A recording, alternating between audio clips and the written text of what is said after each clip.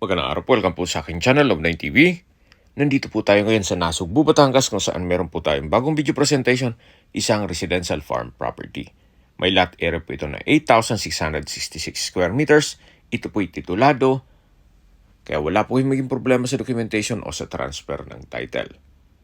Dito po sa loob ng property ay meron pong farmhouse na livable pa naman at meron pong mga fruit-bearing trees gaya ng kasoy, papaya, saging, nyog, suha, abukado, duhat, kalamansi at marami pong iba.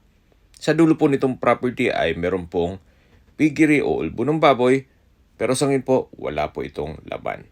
Yan po yung farmhouse na kung saan ito'y livable naman po. Binebenta po ito ni owner sa halagang 25 million pesos. Kung may mga katanungan po kayo, tawag lang po kayo sa aking numero. Maraming